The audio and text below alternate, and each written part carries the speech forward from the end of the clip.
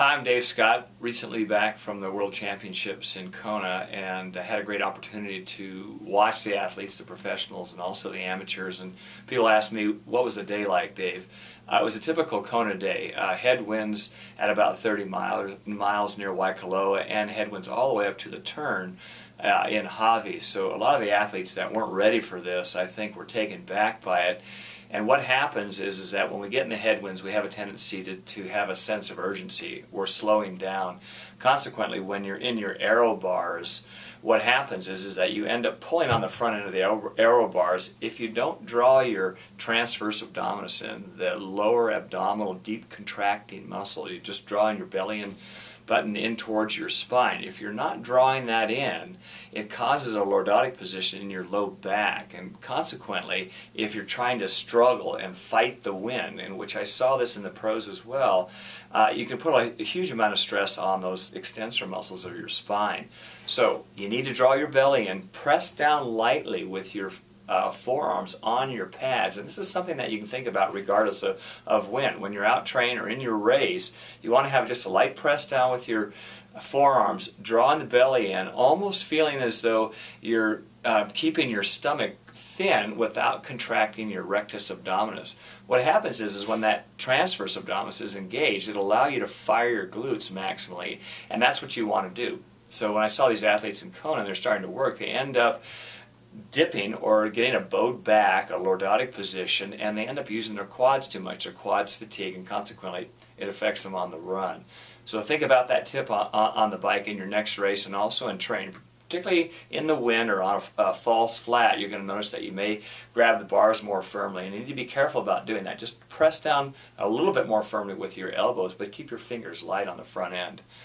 On the run, undoubtedly, a lot of athletes are extremely tight when they get off the bike for the reasons I just brought up. And there's a couple things that you can think about that go hand in hand with the comment that I just made. One is, when you are off the bike, and we can look at guys my age that all of a sudden start to bend over a little bit. In other words, their hip flexors are real tight, and they're bent over at their waist. Their head starts to come forward just a little bit. So you want to feel as though you stand tall without elevating your chest too high or pulling your head back. But make sure you're looking up beyond the horizon. Draw that TA in again.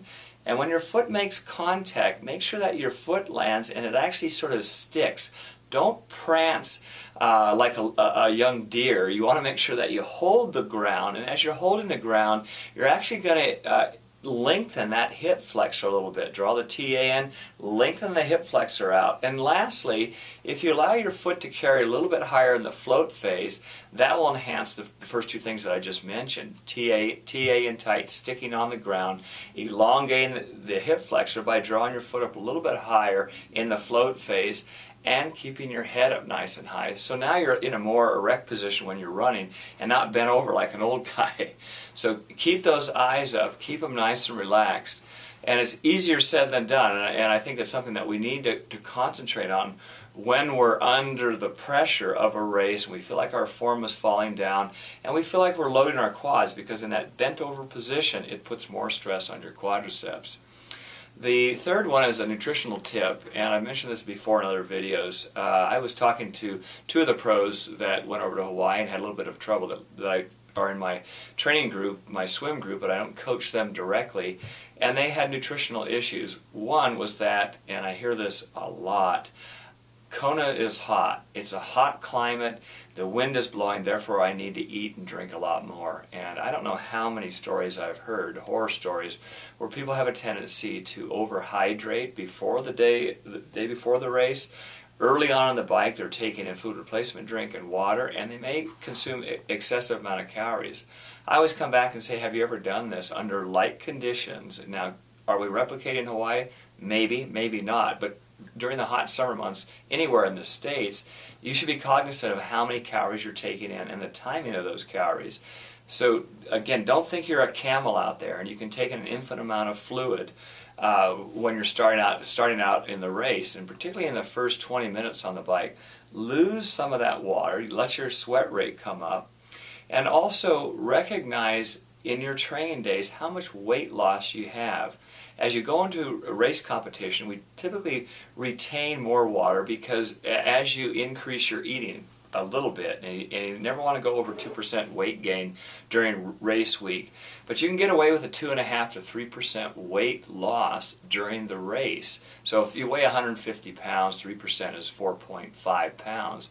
Most of us are not going to feel the effects in a decline in our performance. Yes, your heating mechanism or cooling mechanism is going to be affected by that. As you lose fluid volume, you're not going to be as efficient. But most of us can lose almost up to 3% and still perform optimally. So we don't want to finish a race at the same weight that we started. That's not the goal, and we don't want to eat a calorie for a calorie. As far as caloric burn, my advice for the two athletes that I was talking to is that they're very efficient, and they may only need to take in about 15 to 20% of the total calories burned on an hourly basis. So for the best pro athletes, burning between 800 to 1,200 calories an hour. 20% of 1,000 is 250 calories an hour. A lot of the athletes that I coach, amateurs, are taking somewhere between 100 to 150. And when I hear in excess of 300, I'll be surprised if you get through the finish line without jumping in the bushes many times on the run. Lastly, I think when we go into a big race, and I've recognized this a lot with athletes that I've worked with, you want to have a certain level of calmness as you go into an event, and not only calmness in the event, but when the event goes on. And as you go through the swim and the bike and the run, how can you do that? I've talked about some mental strategies before, and I'll just give you one simple one.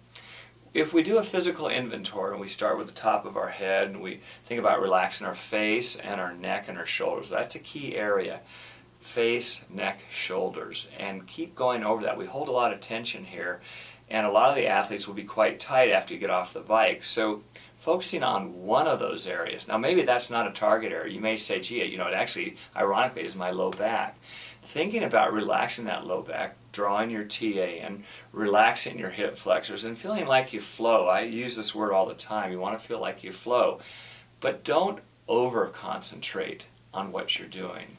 I've found in talking with a lot of athletes that they're thinking about all the things that I'm just bringing up, but they're not allowing their mind to be peaceful and to be calm. And if you think of the great train runs that you've had, most of the time we have moments in that train run where your mind gravitates to something else, not necessarily the race, something that allows you to be relaxed, and then you come back to the suggestions I just made. That's flow, that's calmness. So don't overthink your races. Okay, I hope those tips help, and good luck in your next races. I know that we're coming into the fall, winter season, at least in this hemisphere, and some of you are looking at off-season tips, which I'll be bringing up fairly soon. Talk to you soon. Bye-bye.